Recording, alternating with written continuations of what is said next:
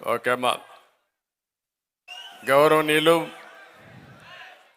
సభాధ్యక్షులు కొల్లు రవీంద్ర గారు,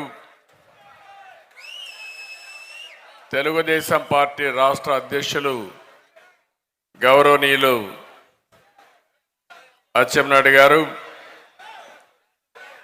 గౌరవనీయులు తెలుగుదేశం పార్టీ పాలిట్ బ్యూరో సభ్యులు, ప్రతిపక్ష నాయకులు శ్రీ యనమల రామకృష్ణ గారు, ఈ యొక్క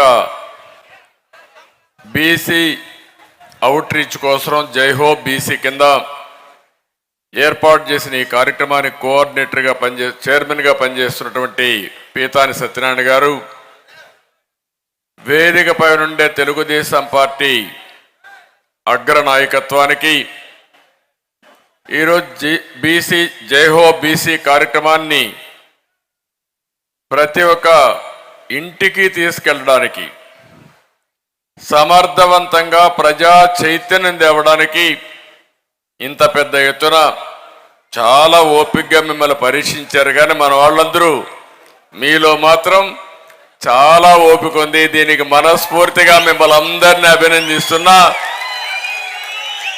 ఉదయం 10 గంటలకు ఎంత ఉత్సాహం ఉందో మధ్యాహ్నం 2 గంటలకు కూడా అదే ఉత్సాహంగా ఉన్నారంటే అది మీ పట్టుదల.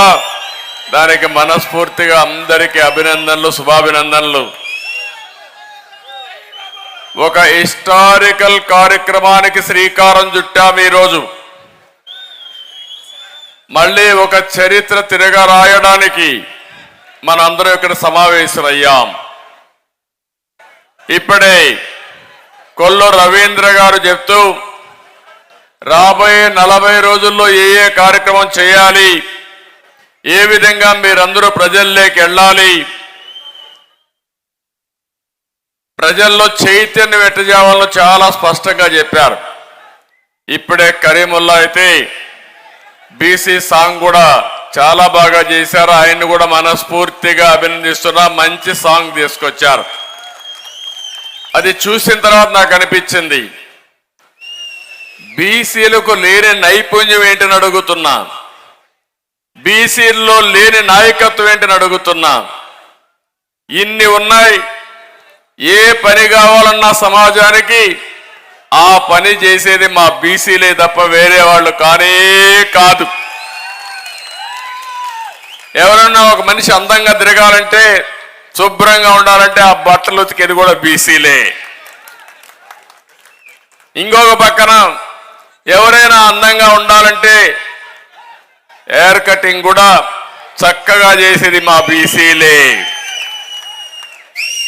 దేవుణ్ణి ప్రార్థించాలంటే, దేవుడు ఎట్టున్నాడో చూడాలంటే ఆ కార్యక్రమం కూడా చేసేది మా బీసీ శిల్పులే.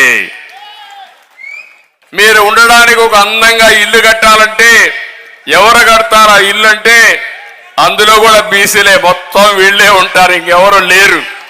ఒక వడ్రింగ్ కావచ్చు, ఒక కార్పెంటర్ కావచ్చు, లేకపోతే ఒక మేషనరీ కావచ్చు, అందరూ బీసీలే ఉంటారు. అందరూ కూడా అంటే మనం అందరం ఒక విషయం ఆలోచించు. ఒక పెళ్లి జరగాలన్నా ఒకప్పుడు ముందుగా గుర్తొచ్చేది నేరుగా స్వర్ణకారుడే గుర్తొస్తాడు. ఫస్ట్ ఆర్డర్ ఇచ్చేది మంగళ సూత్రానికి ఆర్డర్ ఇచ్చిన తర్వాతనే పెళ్లి కార్యక్రమాలు ప్రారంభించేవాళ్ళం. అంటే ఇవన్నీ కూడా మీరు గుర్తుపెట్టుకుని ఒకసారి ఆలోచించాల్సింది. జనాభాలో 50% బీసీలు.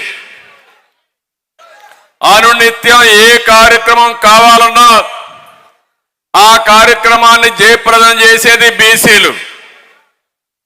చరిత్రలో మీరు చూస్తే బీసీలంతా కూడా వంశ పారంపర్యంగా చేతి వృత్తులు, కుల వృత్తులకు అలవాటు పడ్డారు. కొంతమంది కుల వృత్తులు చేశారు, కొంతమంది చేతి వృత్తులు చేసి చేనేత, కమ్మరి, కుమ్మరి, వడ్రంగి ఏ కులమైనా తీసుకున్నా ప్రతి ఒక్క కులం ఒక కార్యక్రమం చేసుకుంటూ ముందుకు పోయారు. దీనివల్ల మీరు ఒక్కసారి ఆలోచిస్తే పనులన్నీ చేశారు, కానీ మీకు రాజకీయ ప్రాధాన్యత లేదు, ఆర్థిక వెసులుబాటు లేదు.